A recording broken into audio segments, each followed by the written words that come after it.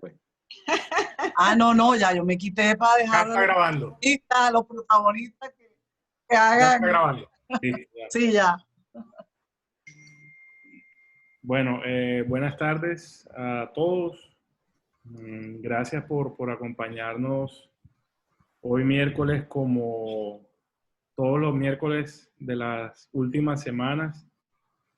Quiero agradecerle su presencia y darle la bienvenida a los doctores Pablo Arteta y Claudia Serge, que hoy nos van a hacer una breve presentación sobre la mediación en los tiempos del COVID. Voy a darle la palabra a Pablo, no sin antes hacer un pequeño resumen de su hoja de vida. Pablo es abogado javeriano de la promoción del 82, magíster en Desarrollo Social de la Universidad del Norte, tiene doble titulación de la Universidad París 12, posgrado en la Universidad en Castilla y La Mancha, en Toledo. Está ejerciendo la profesión desde el año 87, es árbitro de la Cámara de Comercio, docente, asesor, litigante y mediador. Creo que tiene suficientes pergaminos como para darnos un pequeño overview, pequeño resumen del tema del día, que es la mediación. Entonces, adelante, Pablo. Muchas gracias, Giuseppe, muy amable por toda la concurrencia. Para mí es un honor estar acá al frente de ustedes, en compañía de la doctora Claudia Serge, quien es mi aliada en materia de mediación. Le agradezco, y el propósito de esta charla es, como lo decía Giuseppe, ilustrarlos acerca del tema de la mediación y también del derecho colaborativo. Yo diría que quiero tocar ese tema también. Quiero aprovechar la oportunidad para hacer un homenaje muy especial a nuestro ex compañero del colegio, el colegiado, el doctor Luis Alberto Gómez Araujo, que fue precisamente quien sembró en parte este afán y este interés por los métodos alternos de solución de conflictos. Luis Alberto era un enamorado de este tema, y fue así como, creo que en el año 2007, si no mal no recuerdo, organizó una conferencia en la Universidad del Norte, un curso de verano sobre la negociación en el Caribe colombiano. Y lo dictó un profesor Calvo Soler, español, que fue precisamente quien fue, como quien dice, el atractivo principal para mi posgrado en Toledo. Sin embargo, al llegar a Toledo descubrí que allí había otros profesores y otras profesoras de excelente calidad, como Elena Soleto, Emiliano Carretero y otros. Bien, sin más, quiero brevemente darles una idea de lo que es la mediación. La mediación es un mecanismo no jurisdiccional de carácter extraprocesal, voluntario, autocompositivo, en el que las partes tienen un papel fundamental, que es desarrollado con la ayuda de un tercero neutral. Las partes conservan en todo momento el poder de disposición sobre la materia y el trámite. Igualmente, como introducción, también el derecho colaborativo es una figura, también podría estar dentro de esos métodos alternos de solución de conflictos, y ahí me detengo para señalarles que no estoy de acuerdo con el tema de denominar la materia como alterna, porque es peyorativa. Es decir, esta es una mejor calificado ahora por el Plan Decenal de la Justicia colombiano como métodos de resolución de conflictos. Dejamos la palabra alternatividad en el pasado, porque son igualmente fundamentales. Más, yo diría, son primigenios, son de mayor importancia inclusive al comienzo de la solución de un conflicto, que es la misma opción de la justicia, de la litigiosidad. Bien, Si hablamos de una configuración de la mediación, diremos que es un sistema que está ligado a la resolución dialogada. Pero ahí también ponemos un punto y preguntamos si es primero el diálogo que la escucha. Yo diría que hay que privilegiar la escucha activa, la escucha asertiva, la escucha empática, que es clave para nosotros los abogados que a veces hablamos un poquito más de la cuenta, ¿cierto? Y en ese hablar perdemos la posibilidad de escuchar atentamente a los demás. En esa mediación, en la configuración de la mediación, se parte de la relación entre los sujetos implicados. La mediación detiene la escalada de los conflictos, los aparta de la resolución judicial. Las partes son protagonistas activas de las soluciones que alcanzan. Eso es bien importante porque si entendemos que podemos evitar la justicia, evitar los litigios y entrar a resolverlos de manera directa entre las partes, estamos hablando de la autogestión, de la autocomposición. Y si miramos en la historia de la humanidad, los conflictos se resolvían precisamente por los que tenían el conflicto. Muy rara vez intervenía el consejo de ancianos, las autoridades dentro de la aldea para resolver los conflictos.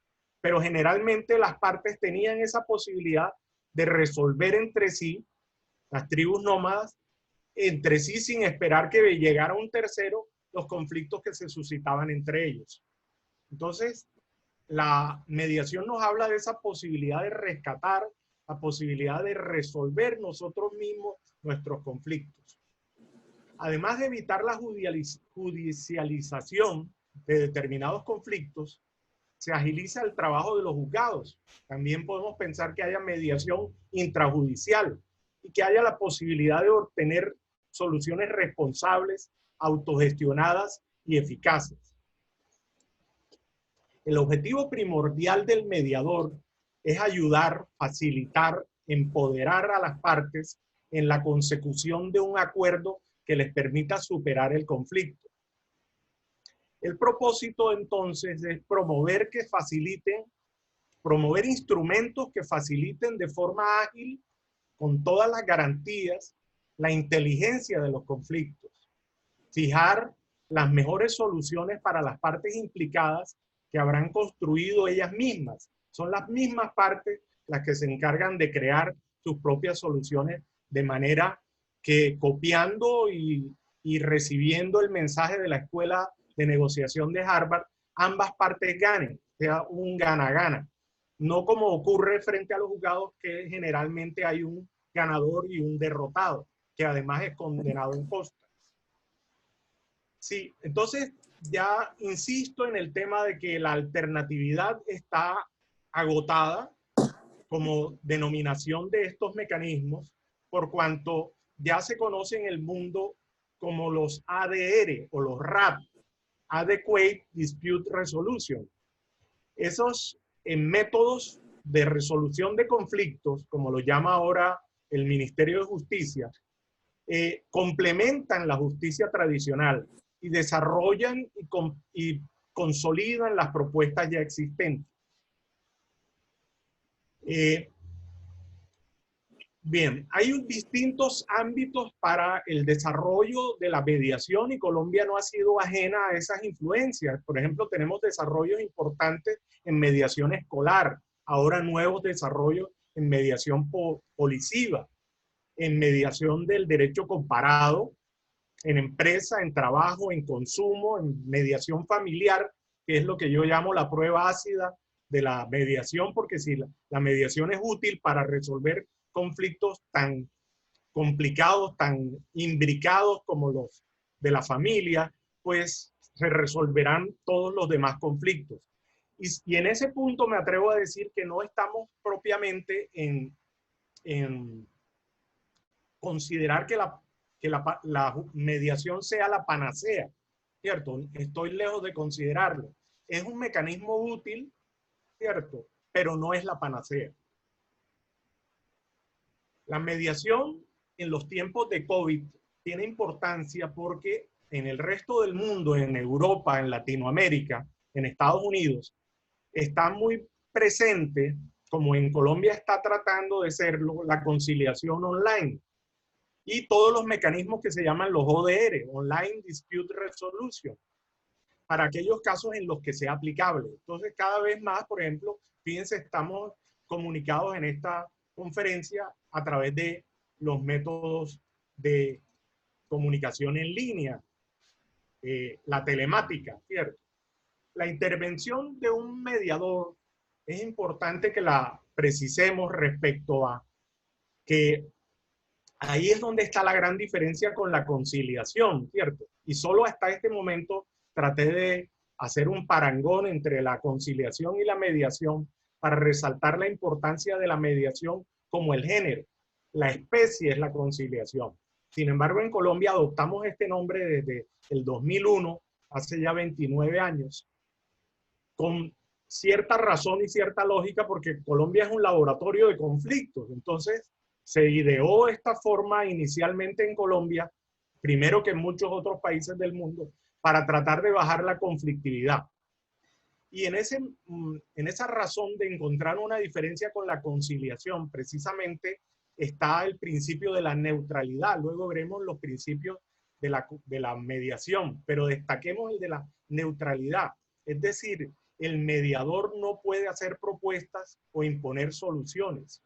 Y esa es la gran importancia, la gran diferencia con la conciliación, donde el conciliador sí propone, formula propuestas a las partes. El mediador se abstiene de eso, procura sí que las partes empoderadas logren finalmente hacer sus propias propuestas, construir sus propios acuerdos.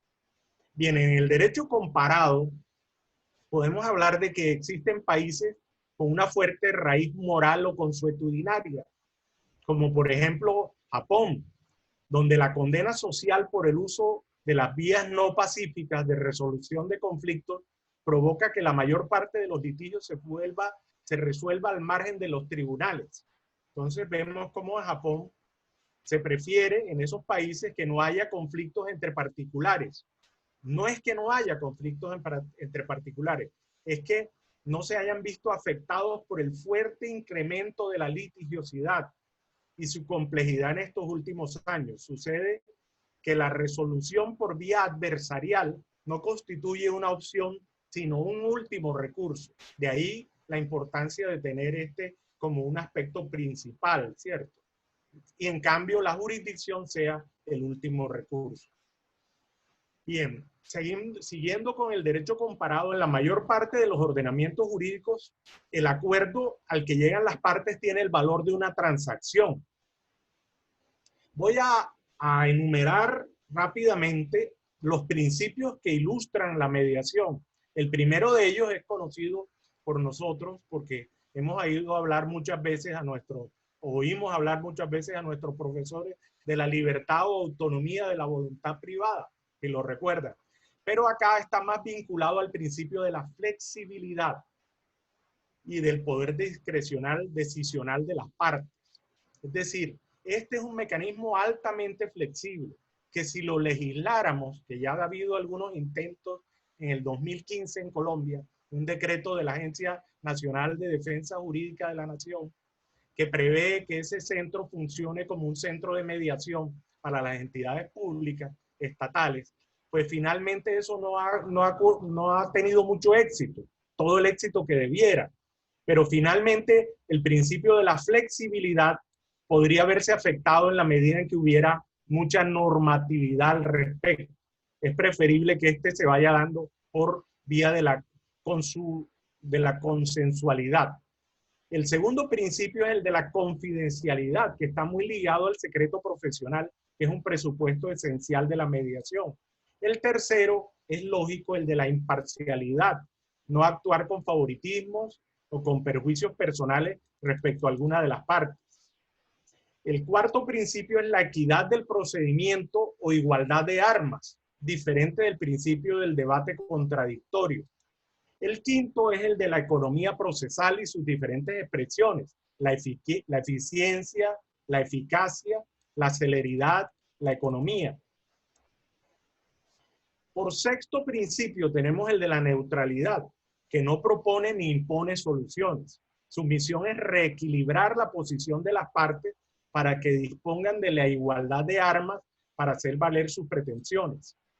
Y en ese momento de las armas, recuerdo cómo es de fácil pensar que estamos en una posibilidad de pensar que una demanda es como una daga, ¿cierto?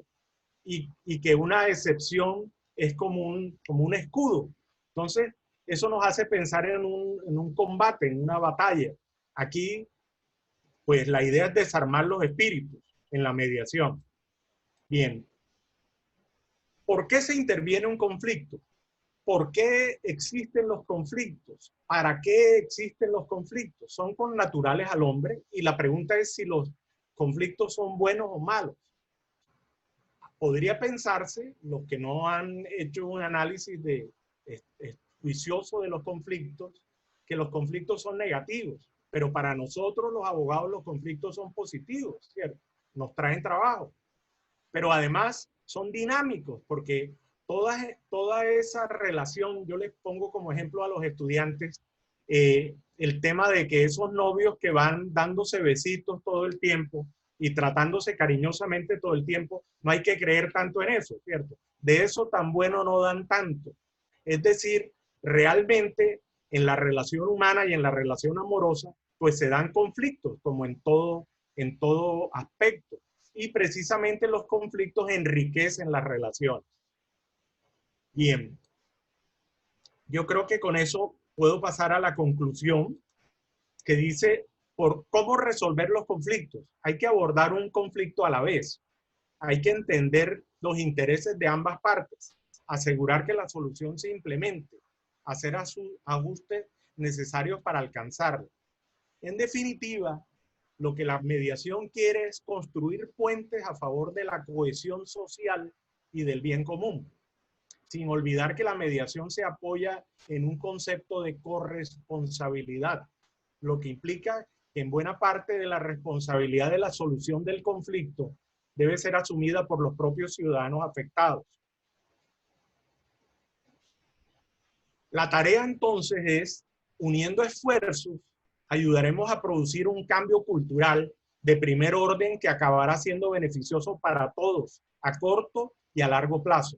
El problema de la verdadera cultura de la conciliación, que no ha entrado realmente en Colombia, que ha sido satanizada por esas conciliaciones públicas que ustedes recuerdan como Dragacol o como CONSA, y también por esos conocidos comités de conciliación que terminan entrabando todas las conciliaciones del sector público y de las entidades que manejan recursos del Estado. Cómo finalmente mediar es mucho más profundo, ¿cierto? Mediar implica también la asunción de ese parangón, de ese complemento que a mi conferencia, que es específicamente el derecho colaborativo. Y les quiero concretar en un punto. El derecho colaborativo es la posibilidad que a través de una cláusula en el contrato de prestación de servicios, los abogados consagremos la posibilidad de que de ninguna forma, ni a través de interpuesta persona, ni de un colega, ni de una recomendada, ni de nadie, vamos a participar en el proceso posterior en caso de no darse un acuerdo consensuado. Entonces ahí los abogados que firman esa cláusula se casan con la solución negociada. Ese es entonces un complemento de la mediación. Entonces agradezco mucho, paso la palabra a la doctora Claudia Elena Serge, con mucho gusto, para que ella trate otros temas y seguiremos para las preguntas del caso en su momento. Muchas gracias. Pablo, muchas gracias. Antes de que continúe la doctora Claudia, te transmito un mensaje de agradecimiento que mandó Luis Alberto Gómez Jr., que le comentamos que habías hablado de su padre ahorita en la presentación que acabas de hacer, y está muy agradecido contigo por con todo orgullo, con todo orgullo. el homenaje. Me lo saludas especialmente. Listo. Muchas gracias por tu explicación del derecho colaborativo y de la mediación. Considero que este tema se está poniendo de moda ahora mismo, sobre todo en este momento que estamos viviendo con tantos contratos y tantas relaciones contractuales que no se están pudiendo cumplir. Llegará un punto en el que vamos a tener que resolver las cosas amigablemente y sin la intervención de jueces, porque los juzgados no abren y parece que se van a paro y parece que la mediación es nuestra única salida decente. Les hago a todos una presentación corta de la exitosa hoja de vida de la doctora Serge. Es abogada, profesora de pregrado y posgrado, programas de doctorado, maestría y especialización. Tiene un doctorado en sociología jurídica, maestría en sociología también de la Universidad de Barcelona, especialista en derecho penal y ciencias criminológicas de la Universidad Externado, en derecho probatorio. Tiene estudios en mediación y negociación de la Universidad de Buenos Aires y tiene una trayectoria de 21 años como juez penal, coordinadora académica de la Defensoría del Pueblo Regional Atlántico y Magdalena, directora ejecutiva y académica del Centro de Estudios Jurídico y Académico Social, conferencista, árbitro, miembro de comités editoriales de revistas, influenciadora también y mediadora en procesos civiles, penales, disciplinarios y administrativos. Doctora Claudia, por favor. Muchas gracias. Bueno, un saludo muy afectuoso, muy afable para todos. Realmente me siento muy complacida de compartir con ustedes, que son pares, colegas, estas inquietudes y estas experiencias también muy bonitas que hemos podido tener a lo largo de nuestra trayectoria, ¿cierto? Hemos emprendido una campaña y una tarea con Pablo de poder posicionar a la mediación en lo que es, dignificarla, ¿cierto? Para que todos comprendamos y entendamos la importancia tan grande que tiene un mediador en una sociedad. Primero quiero decirles que un mediador no necesariamente tiene que ser un abogado. Por eso, una de las grandes bondades y generosidades de la mediación es que nos abre la paleta de posibilidades para que otros profesionales, incluso personas que no son profesionales, pero que cuentan con el perfil, con las habilidades, las capacidades y las competencias para ser mediador, logren intervenir en estos procesos sociales. Hablo de sociales porque evidentemente no son judiciales. La mediación, a diferencia de la conciliación, no está posicionada todavía como esa forma dentro del ejercicio de la administración de justicia, como muy bien lo decía Pablo, no tiene ese carácter jurisdiccional, y eso nos permite una esencia mayor. Hay una frase muy bonita que a mí siempre me ha gustado de José Ortega y Gasset, que dice, ni un pueblo ni un individuo pueden vivir sin problemas. Precisamente todo pueblo, todo individuo vive de sus problemas. Eso es muy importante porque nos plantea dos directrices, el por qué y el para qué de los conflictos. Es decir, la oportunidad y la necesidad de los conflictos, en los conflictos. Entonces, no mirar el conflicto como algo negativo, y más allá de que efectivamente los conflictos nos den a nosotros la fortaleza de poder trabajar, es también mirar lo que sucede cuando uno maneja muy bien un conflicto. Entonces hay que mirar como unas expresiones que no son sinónimas, pero que hemos dejado unas alejadas de otras. Por ejemplo, no es lo mismo cuando uno regula un conflicto, no es lo mismo que gestionar un conflicto, que resolver un conflicto y transformar un conflicto. Son 4 procesos completamente distintos y en los que tenemos que prestar mucha atención. La mediación es un proceso que justamente está como un mecanismo de resolución de conflictos y de carácter, una de sus principales características es la autocomposición. Es decir, es un tercero que interviene en un conflicto de una manera muy particular, porque volver a lo básico. Ese tercero lo que hace es como recomponer el ambiente comunicacional entre las partes, para que las partes puedan proponer fórmulas de arreglo. Esa es otra de las grandes diferencias con la conciliación. El mediador no propone fórmulas de arreglos. El mediador lo que propone, facilita, es neutralizar, ambientar ese espacio para que la comunicación se retome entre las partes del conflicto. Es la persona que va a, de alguna manera, a través de su perfil, de sus principios, va a manejar ese ámbito comunicacional. Entonces, es muy bonito porque es regresar todavía aún más a lo básico, a lo connatural. Lo que mejor define, creo yo, y es la definición más básica que podemos tener de la mediación, es que la mediación es una negociación asistida por ese tercero. Es decir, que para poder mediar, como para poder conciliar, como para poder transar, tenemos que saber negociar. Y ese es un llamado también de atención porque los abogados, lamentablemente, dentro del aspecto litigioso o en el aspecto jurisdiccional, hemos perdido la capacidad de negociar. Y ahora estamos viendo cómo se nos hace esa nueva invitación de volver a negociar hasta en los procesos más difíciles, como son los procesos penales, donde había una intervención muy marcada del Estado. Ahora, incluso a través de esa justicia privada, esa justicia de partes en el proceso penal, se permite incluso que se pueda negociar, como por ejemplo el acto de los preacuerdos, ¿cierto? Las negociaciones, esas son formas en que se recompone ese proceso, entendiendo incluso al delito no como una conducta contraria a derechos, o sea, no solamente la antipublicidad formal y material, sino que se entiende al delito como un conflicto entre partes. Y como es un conflicto entre partes, pues son las partes las que están llamadas a solucionarlo. Por eso, hasta en el proceso penal, además de la conciliación, también se encuentra en el Código Procesal nuestro el tema de la mediación. Lamentablemente no ha sido usado en materia penal como se debiera. De hecho, yo todavía no conozco una mediación en materia penal como tal, como mediación. Sé que en Antioquia se están haciendo unas mediaciones más como, es donde llevan como más la bandera aquí en la mediación en Colombia, pero realmente uno de los grandes problemas que también se ven reflejados socialmente es que se le quiere dar el nombre de mediación a lo que no es mediación.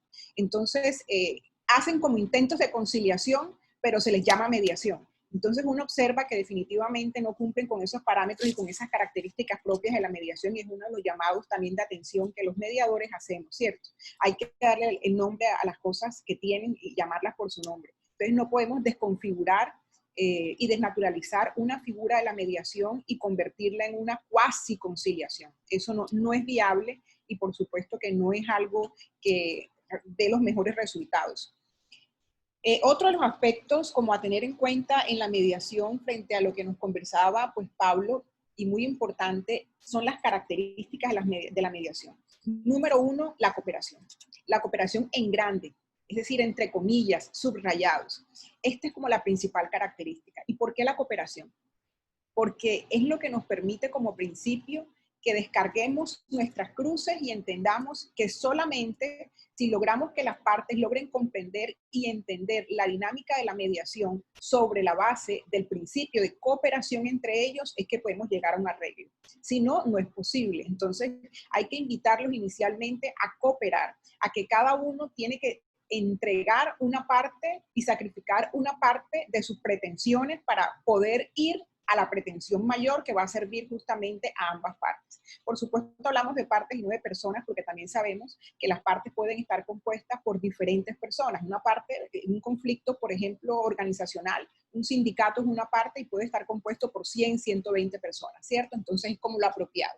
Otra de las características que ya la mencioné es la autocomposición, ya sabemos por qué. Si bien es cierto, interviene un tercero, ese tercero no participa y no impone la solución del conflicto. Lo que hace es que facilita para que las partes emitan esas fórmulas y, por supuesto, acuerden. Eso es lo que hace el mediador. Además, otra característica importante es la confidencialidad. Todavía nosotros no tenemos, como nos contaba Pablo, como muy normativizada y ojalá que no sea tampoco normativizada el tema de la mediación. Por supuesto, regulada sí debe ser, es decir, otra de las características de la mediación es que es estructurada, o sea, no es cualquier cosa, no es que uno va a hacer lo que sea y lo que se le ocurra, no, tiene una estructura, tiene unos pasos, tiene unas etapas, el mediador tiene que tener un perfil muy particular, unas capacidades, unas habilidades, incluso habilidades blandas, ¿cierto? Una soft skilling, o sea, esas habilidades blandas son aquellas que le pertenecen al mundo de la personalidad, como por ejemplo la buena comunicación, la capacidad de liderazgo, el buen humor incluso, la capacidad para resolver problemas, que es contrario a lo que se conoce como las hard skilling, que son las habilidades duras, que uno las observa mucho en la conciliación jurídica, porque solamente los abogados pueden hacer la conciliación desde el punto de vista o en derecho, ¿cierto? No puede ser cualquier persona, tiene que ser una persona abogada que conozca la ley, es decir, que haya estudiado eso. Esas son habilidades duras.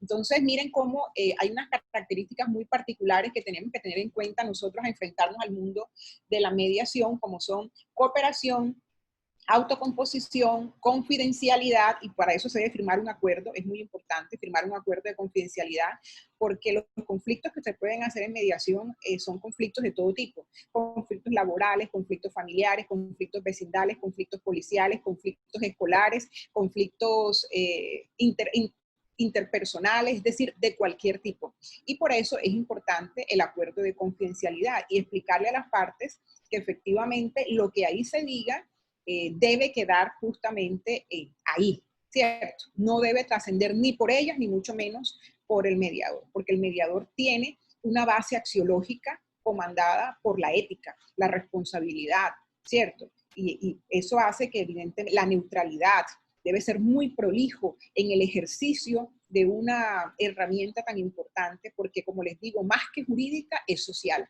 Yo pienso que esa es como la principal generosidad y bondad que nos presenta la mediación.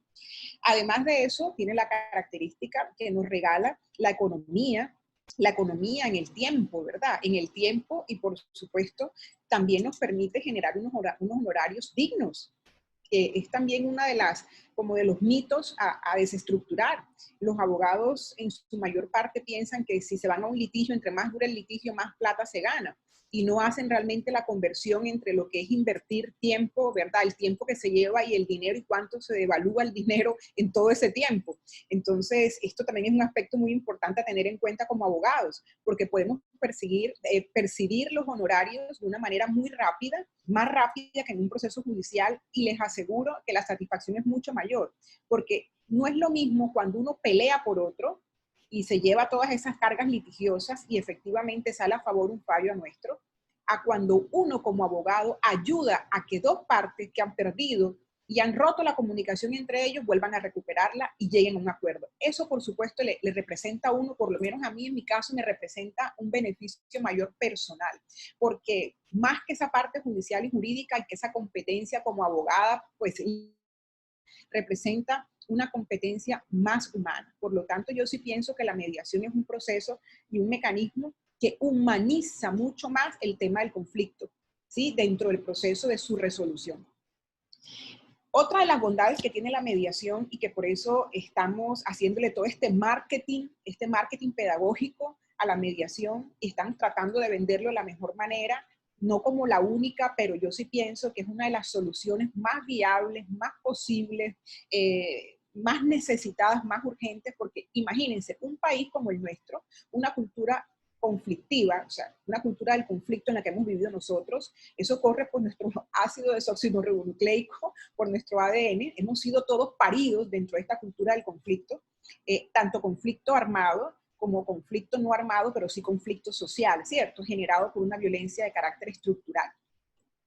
Miren lo importante que es comprender procesos como la justicia transicional. ¿Por qué en Colombia la gente piensa que hay impunidad cuando hablamos de justicia y paz, cuando hablamos de la JEP? Claro, piensan que hay impunidad porque no han entendido que esos procesos de mecanismos de justicia transicional son muy distintos a la justicia retributiva del derecho penal. Por lo tanto, estos procesos inician con procesos de negociación que terminan en los acuerdos como los acuerdos de La Habana, que finalmente, como acuerdos que son número uno válidos, número dos humanos y por lo tanto imperfectos, no completos, ¿cierto?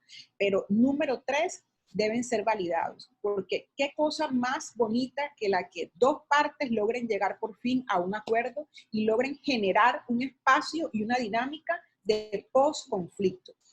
Por supuesto, nuestro conflicto seguirá, porque lo que hemos hecho con estos acuerdos son de alguna manera desescalonar el conflicto al quitarle actores, ¿cierto? Cuando se van saliendo actores, pero todavía en el conflicto nuestro interno armado irregular siguen actores. Entonces, lamentablemente todavía están los del ELN, están los disidentes de la FARC, los que se convirtieron en BACRIM de las autodefensas, y por supuesto tenemos un conflicto que no acaba, que es el conflicto social. Es el conflicto que surge a raíz del hambre, de la miseria, de la paupernidad, de la injusticia social, de la inequidad, ¿cierto? De la intolerancia y de todos esos principios que se rompen día a día por la cultura de los antivalores, disvalores o contravalores. Entonces, eso es muy importante. La gente no comprende por qué Pedro Pérez, que mata a Juanchito, recibe una pena de hasta 30 años de prisión en el Código Penal, es decir, en la justicia ordinaria. Y cómo cuando se llegan por medio de acuerdos y mediaciones, porque fíjense que lo que pasa en estos temas de justicia transicional son mediaciones, ¿sí? Hay mediadores, o sea, la figura es esa, es la mediación. Son mediadores que convergen, nacionales e internacionales, que convergen en ese espacio entre dos partes en conflicto para justamente hacer que ellos lleguen a acuerdos. Ese es el espacio de la mediación y la gente no lo comprende, la gente no lo entiende. Entonces dicen que es impunidad.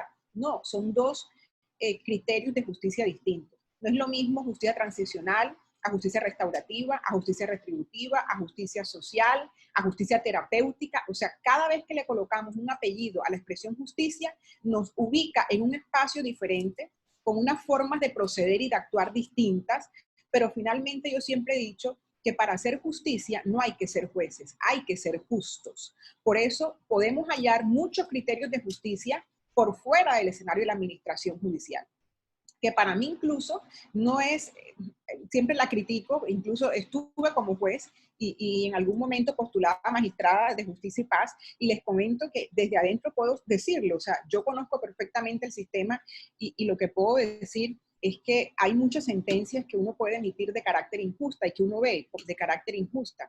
Incluso a veces uno gana procesos y queda con el sinsabor que perdió. Porque aunque lo ganó y le dieron la razón a uno, se quedaron cortos de pronto con las pretensiones, ¿cierto? Que uno quería, o con la indemnización, entonces uno queda con un sinsabor. Ese sinsabor no sucede cuando hay una buena mediación.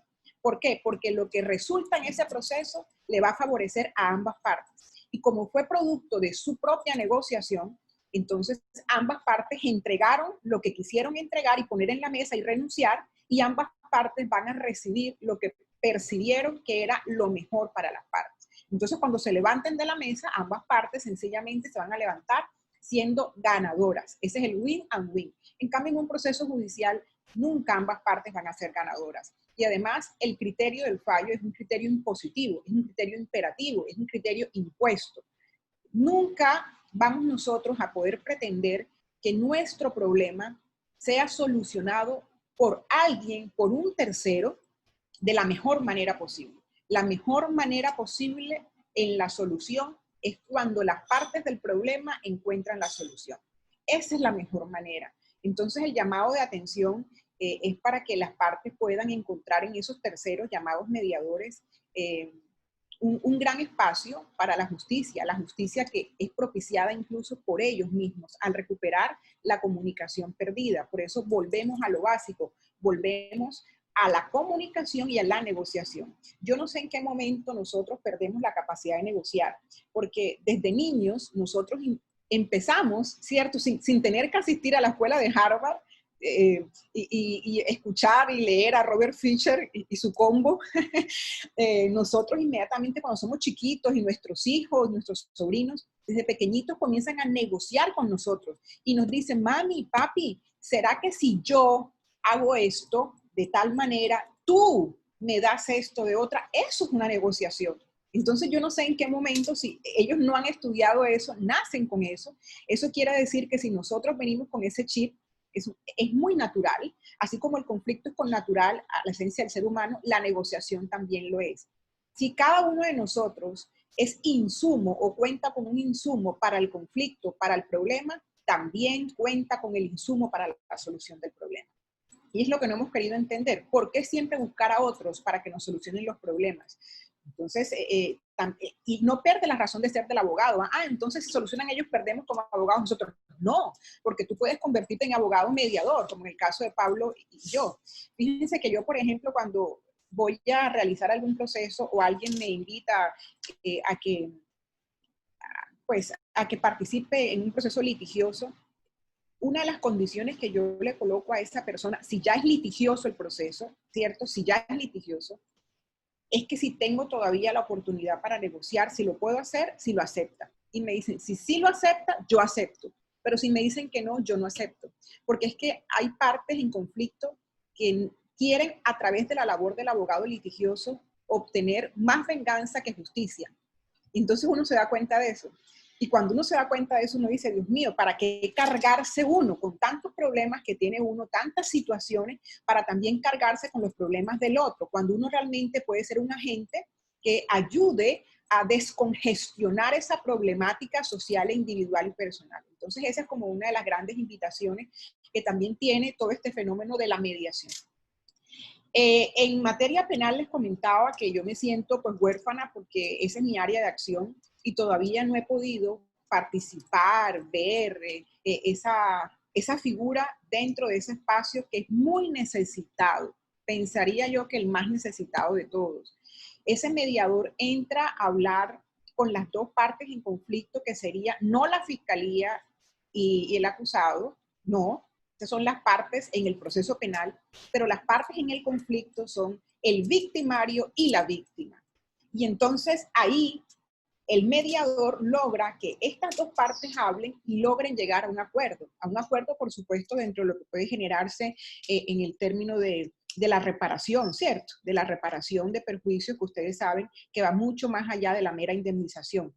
Entonces, implica el pedir perdón, el que la otra persona lo sienta realmente. Entonces, miren qué importante. No se desconfigura la parte del ejercicio del jus puniendi, pero sí hay una participación directa muy prolija que hoy hace parte de la nueva tendencia del derecho penal y es un derecho penal más humanizado, es un derecho penal mínimo, es un derecho penal más garantista, es un derecho penal incluso más privado, o sea, se ha privatizado el derecho penal con estos mecanismos de la conciliación, de la negociación, de la mediación, porque se le entrega a las partes esa capacidad de que puedan intervenir más protagónicamente en la solución de su conflicto. Entonces, es como muy, muy importante también eso, ¿cierto? Frente al tema de la mediación también quisiera como proponerles, y hay que estudiar un poquito más, todo lo que tiene que ver con la teoría del conflicto. El espectro del conflicto. Los conflictos son dinámicos, se mueven para todos lados, ellos son cíclicos, corren, van, suben, bajan, se incrementan, y el espectro del conflicto es ese espacio, es ese ambiente que gráficamente o esquemáticamente uno puede visualizar para poder mirar un extremo a otro extremo, ¿cierto? Es decir, desde lo que se conoce o llaman algunos autores como paz absoluta, que definitivamente no hay paz absoluta, no hay paz perfecta, porque la paz es una construcción social, no una construcción política. Por eso, aunque hayan miles de acuerdos de Habana, si nosotros no nos recomponemos, no nos reestructuramos y no nos resocializamos como sociedad, pues no vamos a tener paz, ¿cierto? Y del otro extremo encontramos la guerra. Y frente a esos intermedios comienzan unos picos, ¿sí? Que es lo que uno va manejando con el tema del desacuerdo, de la tensión, del estado de tensión, el estado de crisis, hasta llegar a ese estado detonante bélico de la guerra. Eso es lo que uno puede mirar en el espectro del conflicto y puede analizarlo, y es ahí donde debemos intervenir con un mediador también. Es decir, importante para que el conflicto no escalone, no suba, no llegue hacia el otro extremo. Yo lo he mirado como, por ejemplo, si ustedes van a trasladar, es el desplazamiento del conflicto. Si ustedes, por ejemplo, cogen un carrito y van a ir de Santa Marta a Barranquilla. Santa Marta es la paz absoluta, Barranquilla es la guerra, ¿cierto? Y uno comienza a avanzar en el carrito. A medida que vayamos pasando los peajes y lleguemos más allá de Ciénaga, estamos incrementando el conflicto, escalonando el conflicto. Y por supuesto que entre más cerca del otro extremo del conflicto nos encontremos nosotros, ya del detonante mayor, más difícil nos va a quedar poder generar espacios de solución del conflicto, Ya nos tocaría movilizarnos y movernos entonces en el ámbito de transformación del conflicto, que sería otro mecanismo, sería otra forma, y ahí pues los invito también de pronto a los que no lo conocen, no lo han leído y lo quisieran leer, a John Paul Liderach, que es un sociólogo muy importante que habla y maneja todo el tema de la teoría de la transformación de los conflictos. Hay situaciones que no se pueden resolver, ¿cierto? Pero sí se pueden transformar. Entonces, si lo que tú estás viviendo definitivamente no tiene una solución o tú no puedes solucionarlo porque no te dan la fuerza, porque como el caso colombiano, nosotros somos parte de todo este conflicto, pero a cada uno de nosotros nos queda de para arriba solucionar todo el conflicto del país. ¿Pero qué podemos hacer entonces? Transformar la situación. Podemos generar unos espacios, unas dinámicas importantes que ayuden a que nuestro sistema de vida sea mucho mejor pese al conflicto. Esos son básicamente como los principios de transformación del conflicto, que también se conoce, que ha manejado un profe de la Universidad de Granada, que es la paz imperfecta, la teoría de la paz imperfecta, ¿cierto? Que también es algo como muy chévere de manejar. Yo pienso que nosotros como abogados debemos imbuirnos un poco más en todas estas dinámicas porque nos cuesta mucho hacer paz y hablar de paz porque uno no puede hablar de lo que no conoce. En cambio, nos es mucho más fácil hablar y ejercer roles litigiosos y hablar de conflicto porque en eso nos hemos movido toda la vida. Eso es lo que hemos aprendido del contexto sociocultural en que nos hemos manejado. Por eso lo primero es como cambiar de chip, ¿cierto, Pablo? Cambiar de chip, hay que tener la mente abierta, hay que ser open mind para poder cambiar las mentes y los corazones, porque no solamente es que nos entre la parte cognitiva y que, ay, sí entendamos, no, es también que nos entre la parte emocional, a esas reacciones, a esas emociones, a esos sentimientos. ¿Qué sentimiento me puede producir a mí la solución de un conflicto de una manera distinta a como pensamos que es la mejor? Y ahí estoy completamente de acuerdo con Pablo y con muchas personas más frente a que esto no es alterno, esto es lo básico, esto es el origen, con esto nacimos. Entonces no podemos llamar alterno a algo que es lo primario. Definitivamente lo que es alterno es la jurisdicción. Eso sí es lo alterno. La justicia ordinaria, esa sí es la alterna. O sea, esa debería ser como el derecho penal, la última ratio, la última puerta que toquemos cuando definitivamente no nos alcanzaron las fuerzas, definitivamente no pudimos hacerlo, nos quedó corto, bueno. Quería como ya para ir terminando decirles o comentarles el perfil del mediador, porque efectivamente no puede ser cualquier persona, no tiene que ser abogado.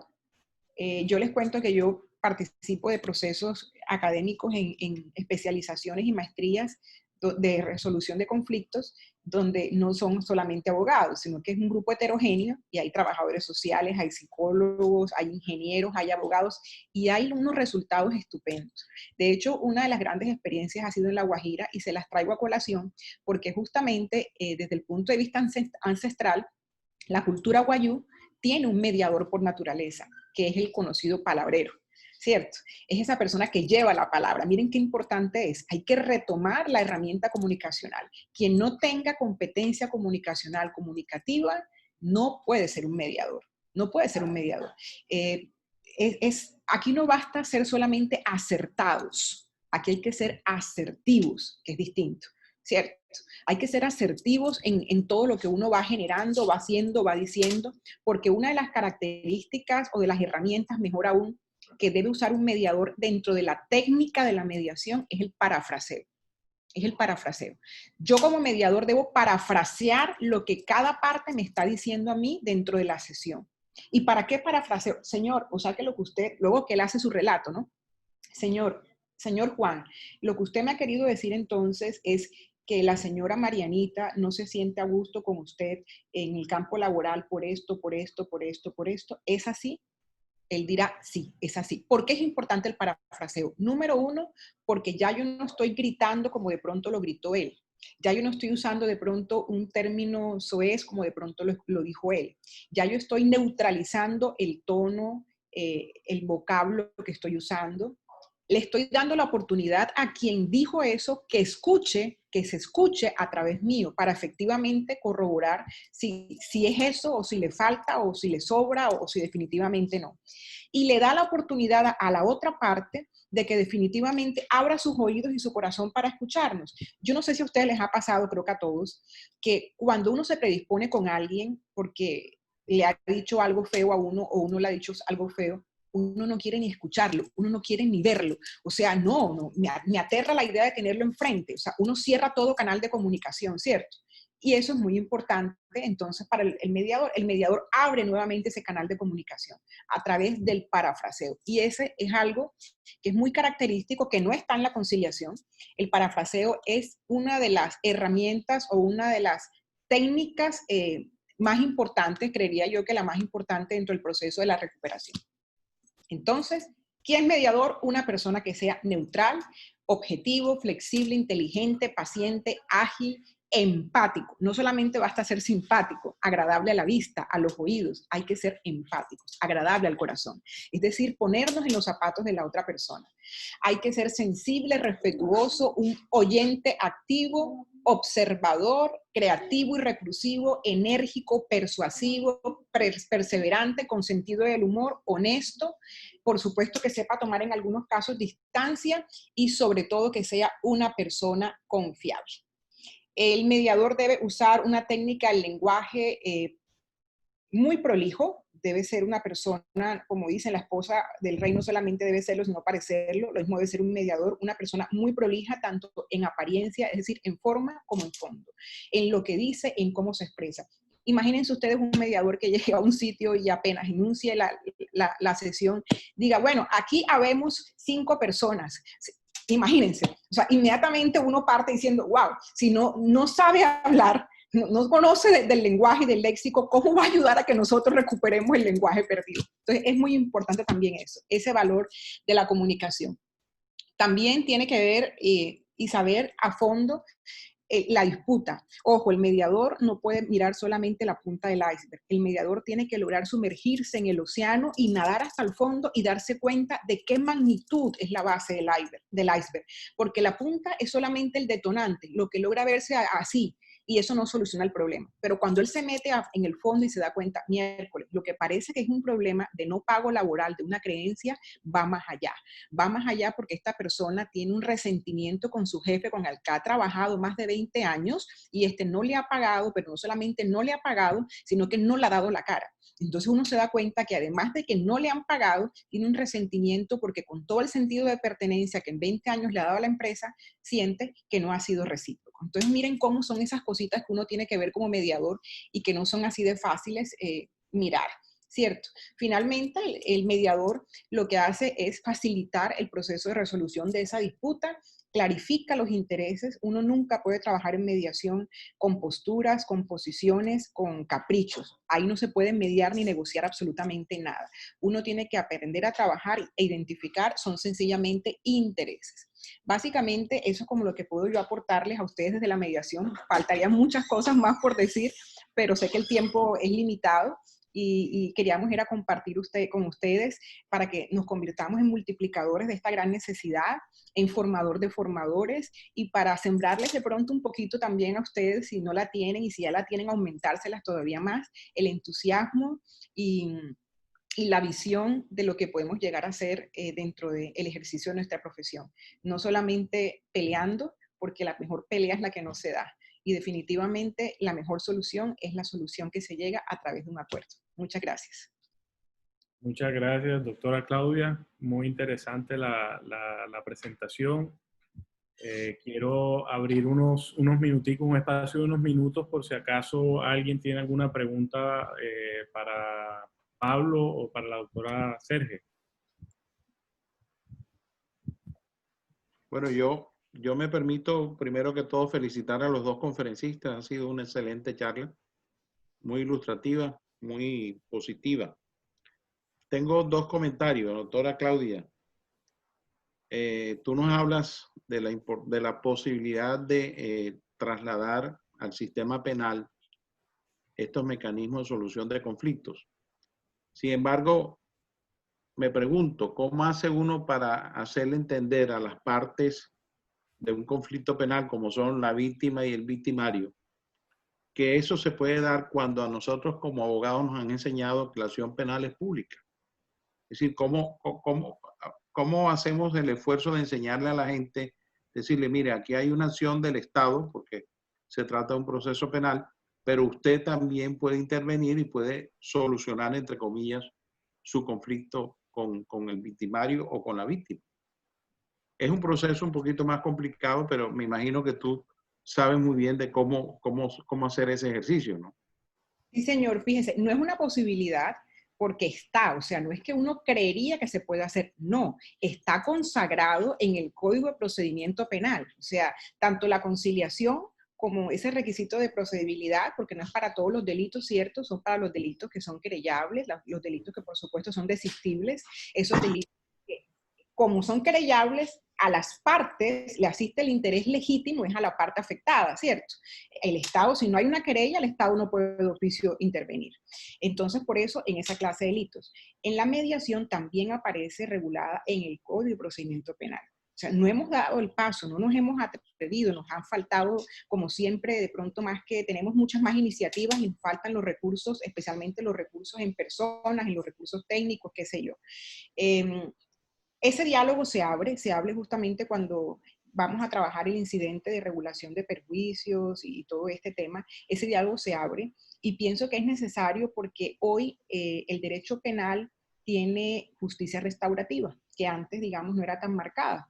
Ahora, además de la justicia retributiva, que es la de el ejercicio del jus puniendi, que proviene de la acción del Estado a través de la Fiscalía General de la Nación, se ha entendido que ha sido intervenido por un proceso de lo que se llama privatización del derecho penal. Son figuras muy acordes con la tendencia garantista, la tendencia de derecho penal mínimo que hoy propende, del derecho de ver incluso en justicia restaurativa. Se abrió el incidente de regulación de perjuicios, lo que antes era acción, demanda de parte civil. La única manera en que usted hable de demanda en el proceso penal es cuando sea la demanda de parte civil. El resto en el derecho penal no hay demandas. Entonces aquí ya no hay parte civil, sino que ya se abre un proceso de regulación de perjuicios, donde hay un proceso comunicacional de las partes. Y justamente el mediador, que es una persona que se llama, ¿sí? Y es la persona que va a ambientar y va a hacer esa pedagogía, porque creo que la solución para lo que tú me estás planteando es una pedagogía. Lo que estamos haciendo con ustedes es pedagogía. Lo que pasa es que lo estamos haciendo a través de nuestros pares, con nuestros pares, pero también estamos haciéndolo en medios de comunicación para que este mensaje llegue a muchas personas. Por supuesto, no va a ser un salto de un día para otro. De hecho, yo les comento que en familia, para que se den cuenta la cultura jurídica que tenemos frente a esto. Me llamaron a participar para un tema de un divorcio. Y yo les dije, bueno, yo no voy a participar en el divorcio como tal, sino yo voy a hacer la mediación. Y por supuesto, ya eso me inhabilita para poder trabajar en el evento de que no se llegue a la mediación, me inhabilita para seguir en el litigio, porque yo fui la mediadora. Miren, les cuento que el señor que fue el que me llamó, estaba súper atento, súper perceptivo, entendía, comprendía todo. La señora no. La señora todavía ni siquiera descalificó la mediación, no quiso mediar. Descalificó la mediación, no la entiende, no le gusta participar. O sea, el trabajo que nos espera es un trabajo grande porque es un trabajo de pedagogía, es de hacerle entender a las personas para qué la mediación. Máxime porque está incorporada en normativas, ¿sí? Por ejemplo, en el Código de Policía. En el Código de Policía a mí me ha tocado capacitar a policías en mediación porque está la mediación policial. Hemos participado en procesos que es muy grata, es muy bonita y creo que es la mejor, la escolar. La escolar que la he propuesto también como una forma de anti-bullying y de antideserción en los colegios y crear en las aulas de aprendizaje herramientas frente a la cultura de paz. Entonces, eso es muy bueno. Está la ley de convivencia escolar. Claro, está la ley de convivencia escolar y esa nos permite y nos habilita para poder intervenir en la mediación. ¿Sí? Correcto. Bueno, muy bien, muchas gracias. Sí, señor. Gracias. Bueno, estimados, si no hay más preguntas, quisiera recordarles que el próximo miércoles, a la misma hora, tenemos la conferencia que va a dictar el doctor Augusto García. El tema es la navegabilidad del río Magdalena, ¿una ilusión o una realidad? Ese tema va a estar bien interesante. Los invitamos a que nos sigan acompañando todos los miércoles con uno o dos expositores diferentes. Ojalá sigamos manteniendo este quórum mínimo de 18 o 20 personas. Ojalá podamos ser más. Nuevamente les agradezco a todos su compañía y el estar aquí. También les agradezco a Pablo y a la doctora Gracias. Claudia por Con mucho gusto. sus enseñanzas el día de hoy. Muy amable. Bueno, muy buenas noches a todos. Muchas gracias. Buenas noches. Muy amables, doctores. Interesantísimo. Muchas gracias. Bueno, Buenas noches.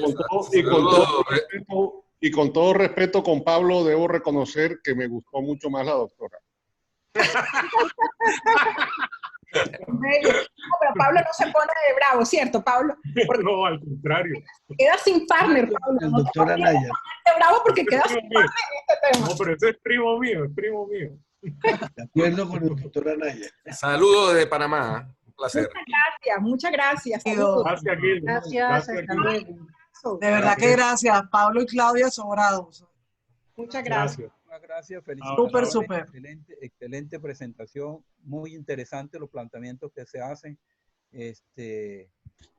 Felicitaciones, de verdad que es una actividad que vale la pena que se incremente a nivel de los profesionales y pues ustedes tienen el liderazgo para introducir esta forma de solucionar los... ¿Se podría hacer un tema, Rafa?